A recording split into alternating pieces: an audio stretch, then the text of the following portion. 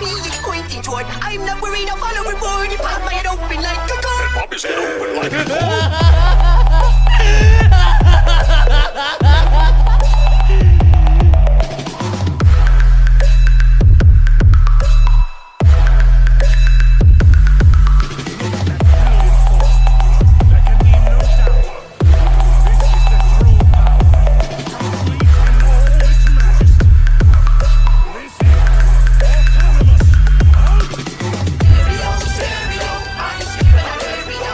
Goku, Broly और Vegeta इन दोनों के बैटल के बीच में आता है और इन दोनों को रोक लेता है। गोकू उन्हें काफ़ी सारी चीज़ें कहता है। वो उन्हें कहता है सबसे पहले इन्हें सुपर ड्रैगन बॉल्स को ढूंढना है और अपने अर्थ को रिवाइव करना है। तभी वहाँ पर जेनो आता है। जेनो अपनी फुल पावर फॉर्म में आया होता है। जेनो गोकू से कहता है सन गोकू, तुम्हारी वजह से मुझे सेलेस्टियल सील को तोड़ के आना पड़ा। जेनो गोकू से कहता है सन गोकू, तुम मेरे काफ़ी अच्छे फ्रेंड हो। मैं नहीं चाहूँगा कि तुम फिर से उस फालतू से मॉर्टल प्लैनेट में जाके रहो जहाँ पर वो सारे मच्छर रहते हैं। तुम मेरे साथ रहो। अब तुम भी बिल्कुल मेरी तरह गॉड हो। तुम्हारा इन लोअर क्लास गॉड के साथ फ्रेंडशिप रखना या फिर मॉर्टल के साथ रहना मुझे बिल्कुल भी पसंद नहीं आएगा। और सुपर ड्रैगन बॉल्स की विशेष हमेशा इंपॉर्टेंट होती है, इसलिए मैं नहीं चाहूँगा कि तुम सुपर ड्रैगन बॉल्स का यूज़ करो, और वो भी एक मच्छर प्लैनेट को रिवाइव करने के लिए। जेनो के साथ वहाँ पर ग्रैंड प्रिंस भी आए होते हैं और ग्रैंड प्रिंस भी अपनी फुल पावर में होते हैं।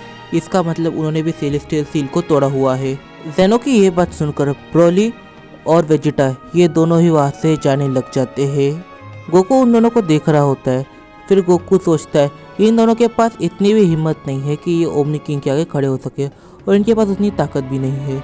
तो क्यों ना मैं पहले जेनो से अच्छे से बात करके देखता हूँ, उसे मनाने की कोशिश करता हूँ। अगर वो नहीं माना तो फिर लड़ाई करनी पड़ेगी। गोकू जेनो से कहता है जेनो, मैं तुम्हारे इस ऑफर को डिनाई कर रहा हूँ। मैं बस इतना चाहता हूँ कि मैं अपनी फैमिली के साथ रहूँ, बाकी मुझे और कुछ भी नहीं चाहिए। तुम मेरे फ्रेंड हो और तुम हमेशा मेरे फ्रेंड रहोगे। गोकू जेनो को मारने की काफ़ी अच्छी कोशिश करता है, पर जेनो को काफ़ी ज़्यादा गुस्सा आता है। जेनो कहता है तुमने मेरे बात को अस्वीकार कैसे किया? मैं ओमनी किंग हूँ, मेरी सारी बातें लोग मानते हैं, तुम कैसे नहीं मान रहे?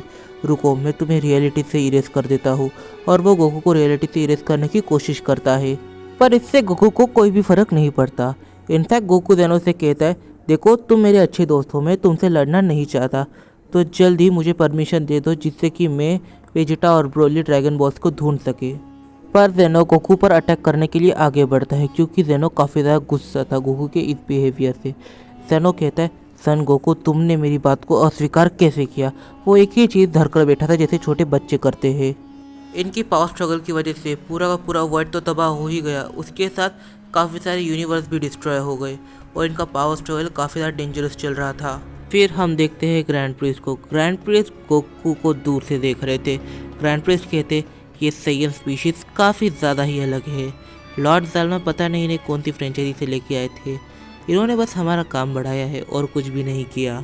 ग्रैंड प्रिंस अपनी फुल पावर में गोकू के साथ लड़ने लग जाते हैं, और वो भी गोकू को काफ़ी ज़्यादा डैमेज करने लग गए थे। और गोकू जो काफ़ी ज़्यादा मुश्किल में आ गया था, क्योंकि वो एक कोने से वाल पा रहा है, यहाँ पे दूसरा भी आ गया है। फिर गोकू अपना एनर्जी सुसानो क्रिएट करता है। एनर्जी सुसानो ये काम करता है कि वो तुम्हारी स्पीड को तो बढ़ाता ही है, साथ में वो तुम्हें प्रोटेक्शन भी देता है। वो पूरी तरह से एक आर्मर बन जाता है। पर गोकू उस सुसानो के अंदर नहीं था, गोकू उस सुसानो के बाहर था।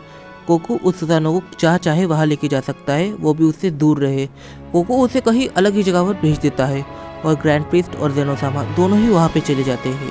फिर गोकू उस मल्टीवर्स से बाहर निकलने के बारे में सोचता है और वहाँ से निकलने का ट्राई भी करता है। गोकू काफ़ी ज़्यादा गुस्से में था। गोकू कहता है ये सारे अपर लेवल गॉड्स वाकई में हम मॉर्टल को कुछ ज़्यादा ही कमज़ोर समझते हैं और हमें मच्छरों की तरह ट्रीट करते हैं। ये मुझे बिल्कुल भी पसंद नहीं है। लॉर्ड बीरस भी कुछ ज़्यादा अलग नहीं थे, उन्होंने भी कुछ ऐसी ही चीज़ें करी थी। मैंने कोई गलत काम किया ही नहीं है, मैं तो बस अपने फैमिली को रिवाइव करना चाहता था। पर जेनो और ग्रैंड प्रिंस ये दोनों ही नहीं समझ रहे। शायद से मुझे थोड़ा सा गुस्सा दिखा देना चाहिए कि आखिर जब मैं गुस्सा होता हूँ तो क्या होता है। तभी कोई गोकू पर कितना तो भी पावरफुल अटैक करता है। उस अटैक से गोकू बच नहीं पाता। इस अटैक के घेरे में गोकू आ जाता है। फिर गोकू के साथ कुछ अजीब चीज़ें होने लग जाती है। हम देखते हैं कि गोकू के आसपास काफ़ी सारी एनर्जी आने लग जाती है।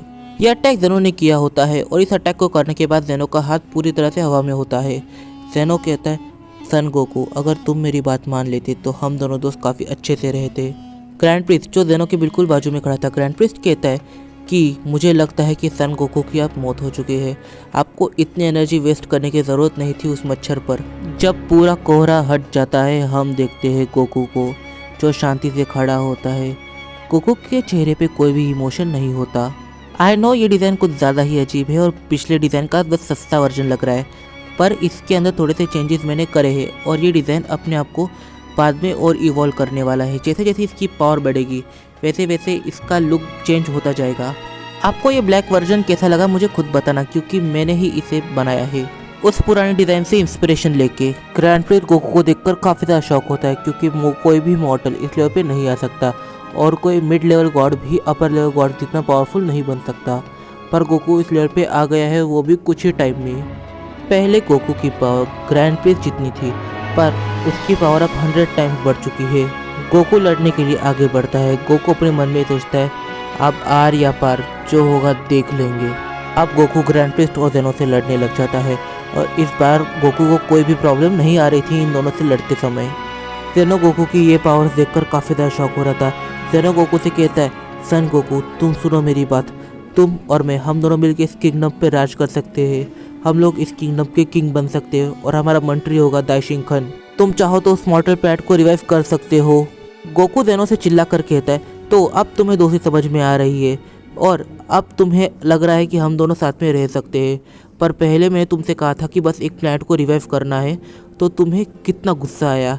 अब तुमने गुस्सा दिखाया तो मैंने झेला, अब मैं गुस्सा दिखा रहा हूँ, अब मेरी गर्मी तुम झेलोगे। देखते ही देखते गोकू जेनो और ग्रैंड प्रिस्ट इन दोनों को ही उनके 12 यूनिवर्स से बने हुए मल्टीवर्स से खदेड़ देता है। तभी वहाँ पर लॉर्ड जाल्मा आते हैं। लॉर्ड जाल्मा गोकू को देखकर कहते हैं मैं ऐसे ही एक सैयन से कम 500 मिलियन ईयर्स पहले मिला था। इस वीडियो में काफ़ी सारे सवाल निकल के आते हैं, जैसे कि लॉर्ड जाल्मा कितना ज़्यादा पावरफुल रहेगा गोकू के आगे। क्या लॉर्ड जाल्मा गोकू के साथ लड़ेगा? जब लॉर्ड जाल्मा और गोकू ये दोनों लड़ेंगे तब कौन जीतेगा? इन सारे सवालों के जवाब हम जानेंगे अपने आने वाले कुछ वीडियो में। तब तक के लिए बाय बाय। और मुझे इंस्टाग्राम पे फॉलो जरूर से कर लेना, लिंक नीचे डिस्क्रिप्शन में दिया हुआ है।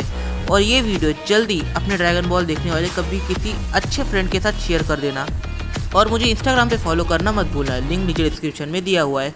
तो मिलते हैं अपनी अगली वीडियो पे और कमेंट करना मत भूलना।